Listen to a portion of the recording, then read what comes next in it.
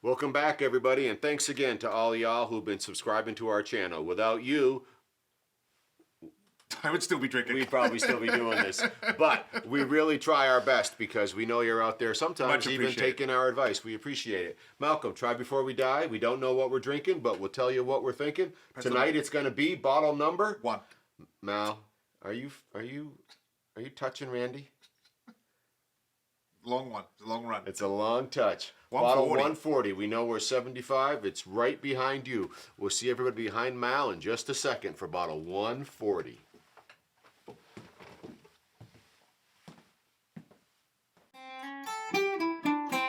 Try before we die with a bearded man and a British guy.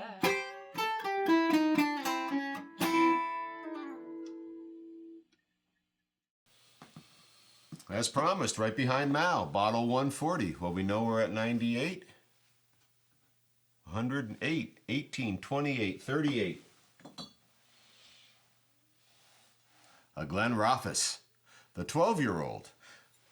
As we like to say here, the holy hand grenade of Antioch. This is the 12-year-old. This is coming in at 40%, vanilla, melon, and cinnamon. I have not had this before. We'll do a little bit of research when we get back to the set through the book, and we'll see what the brains can tell us about this. I think what we have here is a Speyside. Are we correct? Speyside single malt Scotch whiskey. We've got it again. We'll see everybody back at the bar. We know Malcolm hates the Speysides.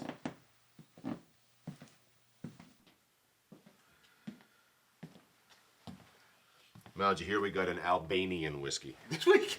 That's impressive. What I like is the fact that this is not like the TARDIS, because you were like right behind me. You came through over there. It's impressive. It's just good. You're a clever boy. You're a clever boy. Albanian Scotch. You're a clever boy. It's the Albanian whiskeys.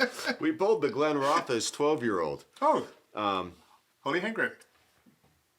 I was juggling with danger. I don't You know. were? Let's get it open. We'll talk a little bit about Glenrothes. So this is the As always, we open these. 4th time into this family, right? We've had a few Glenrothes. All right, ready?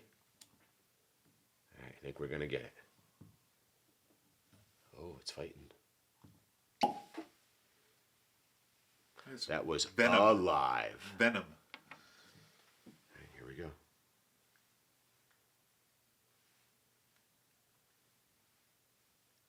Not a lot of gurgle going on. A lot of silence. It required the commitment.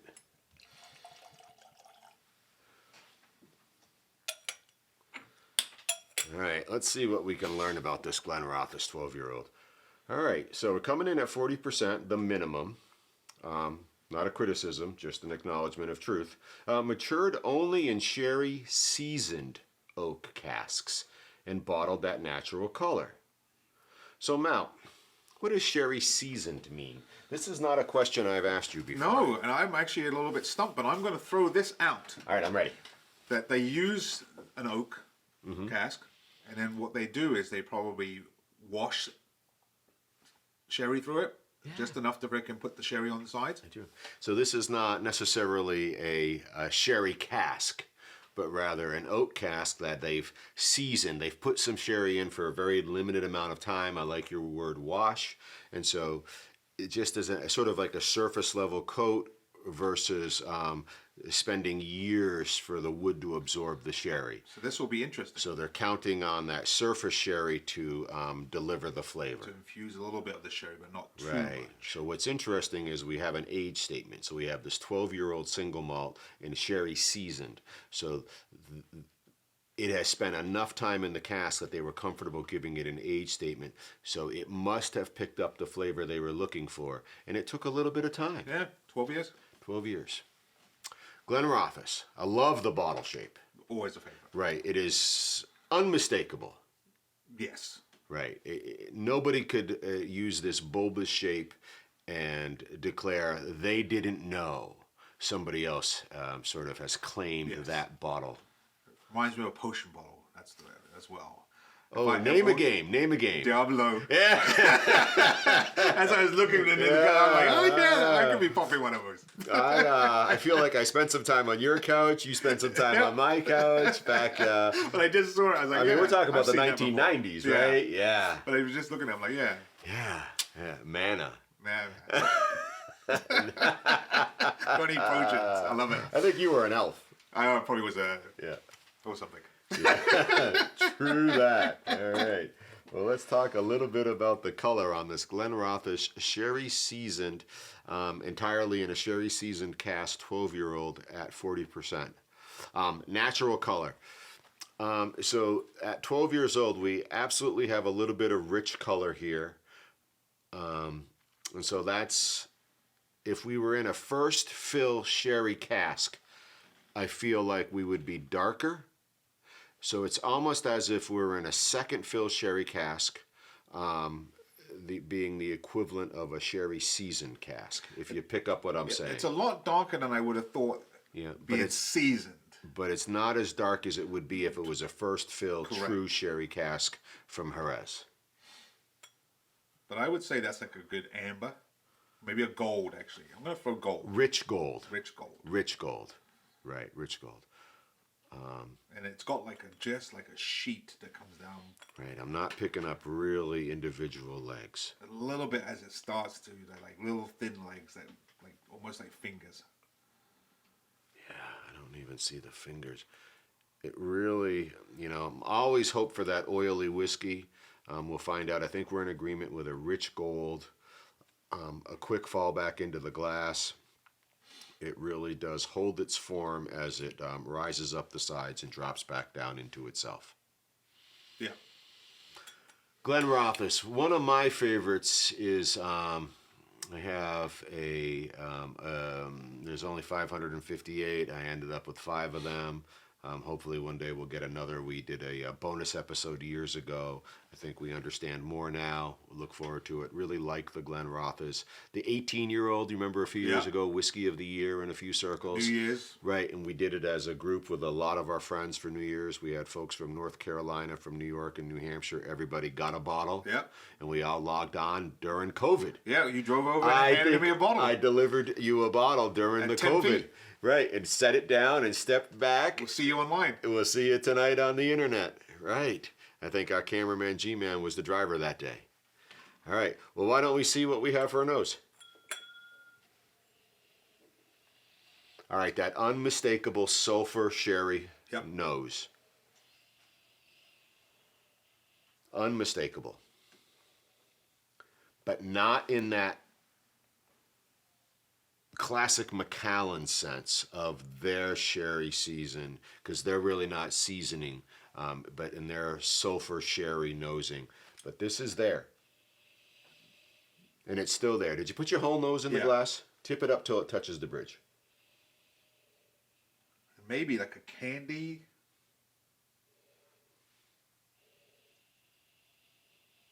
Cherry, maybe? Yeah, something dark and rich. They had a note on the front. I forget what it said.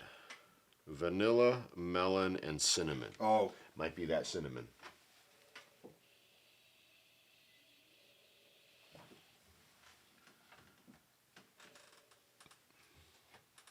So very pleasant. While we get ready for our next one, it'd be great if you jumped in on a comment. What's your favorite Glenrothes expression? We'd love to know.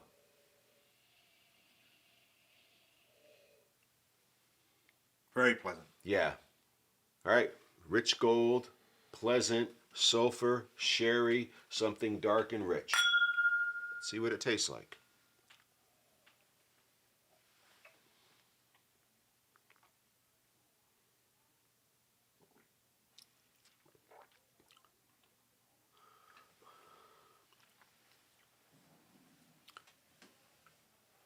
Easy. Consistent from front to back.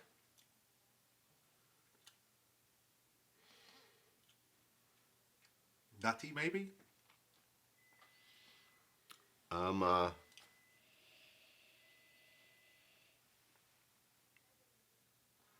maybe that's the oak. I'm getting something.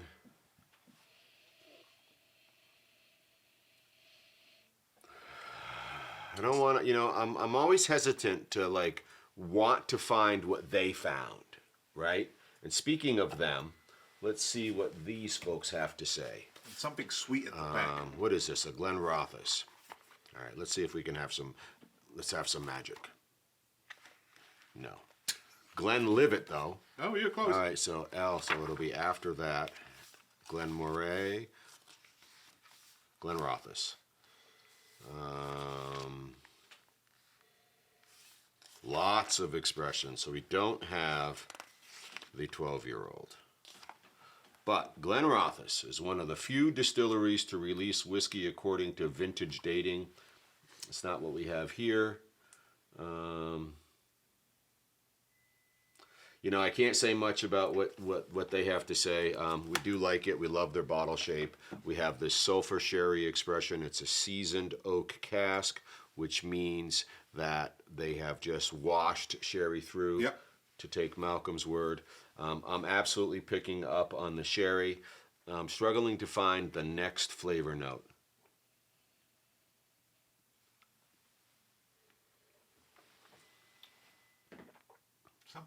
There's something, cinnamon, some sort of, All right, a little bit there's spice, something spicy little spicy, right in the back, cinnamon or but it's a very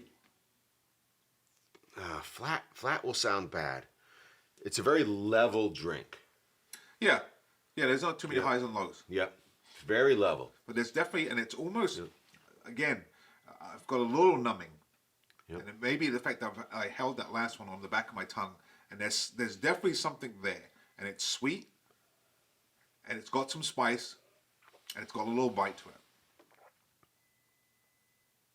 But it's fairly easy going. Like I'm not struggling with this. I'm not, No. In fact, now that I'm sitting here, it's resting in my belly, but the residue is resting all over my mouth, and it's pleasant. It's Where would you drink this, Malcolm?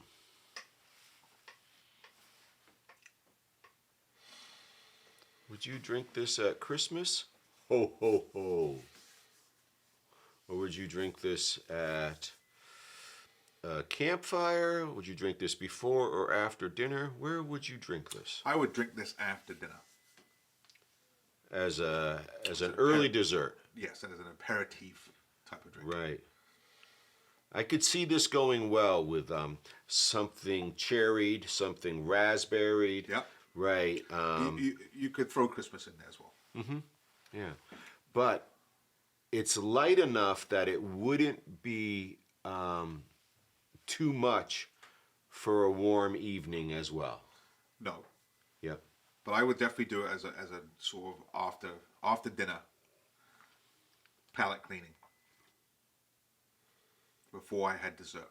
Yeah. And the dessert would probably be something strawberry, cherry. Is it missing something? Is it missing something? I think if I was to have one criticism, maybe a little bit more on the alcohol. It's a common theme here at the bitter end. The 40% ABVs, it's an easy go-to point for, if it was a little higher ABV, we might experience a little more of a peak here and there in the tasting, right? And I have to agree with Malcolm. If we had a little bit more of an entry and then the level, that would be interesting. Or if we leveled and the back end had a peak, right? We are very level whiskey. It is a fine entry-level sherry whiskey with an age statement. So if you wanted to do an entry-level no age statement with somebody, you can find those. But if you wanted to sort of say, hey, I've got a 12-year-old, right? Yep. Got a nice sherry seasoned whiskey. Yep. So in many ways, this is a nice example of a sherry seasoned whiskey Yes. versus a sherry casked Cask. whiskey. And it's remarkable. There is a difference. Mm-hmm. You definitely don't feel the overwhelming sherry presence of this, but you can't get rid of it either. Yep. You know, it's you know it's there. You can taste it. You can smell it. You can deal with it.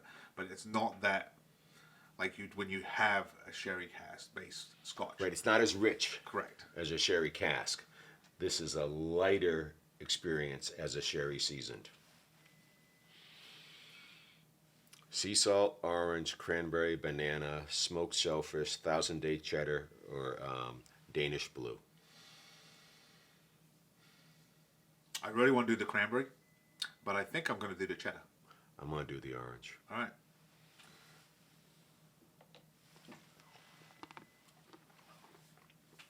That is such good chocolate. How was that cheddar? It is good cheddar.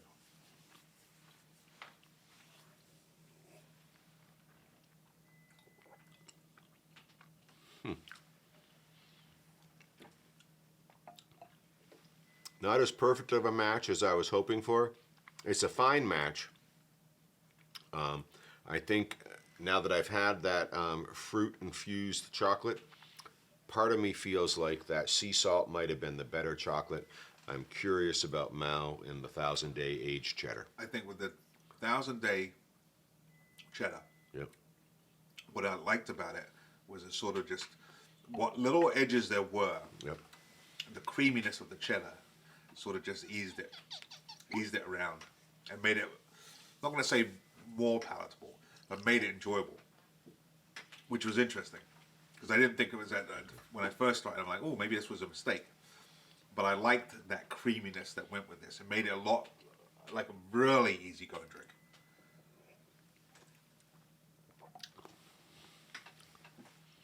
It brought out a little spiciness for me, but it smoothed out the edges. So suddenly I have a peak in the middle. Yeah. That's a good call. Well, the sherry seasoned, not sherry cask, the sherry seasoned 12-year-old Glenrothes coming in at 40% presents us with a very level experience. Okay with the orange chocolate. We suddenly have a peak with the 1000-day cheddar. I believe, and I'll try off camera, that the sea salt chocolate may have been the better match. All right. All right. Let's see what Shall we see what the crew has for us tonight? Well, Mal, this is probably a true story for you. Very much so. May all your troubles last as long as your New Year's resolutions. Cheers. Thanks, everyone. It's nice to start to understand, and we hope everybody enjoys this with us, but the difference between sherry seasoned and sherry casked, right, and a sherry finish, Yeah. right? Those are very distinct And you things. can, I mean, it's not like it's like, oh, they're just making it up. There is a difference. Right. There is a difference. You don't feel that overwhelming sherry taste that you get from a cask. Right, that you was do. sherry cask. Right. And we have really not that bourbon beginning that you would have in a sherry finish. We just have this entire sherry seasoned cask. Just enough to give you like a right. sprinkling. But for 12 years, so it's very light versus the deep sherry Yes. experience. Like if you're doing like the sherry explosion that we enjoy every Sherry so often. bomb, the Abunid. The Abunid. I mean, that definitely, but this was nice. I liked it, and I liked it with the cheese. I'm looking forward to doing it with the chocolate.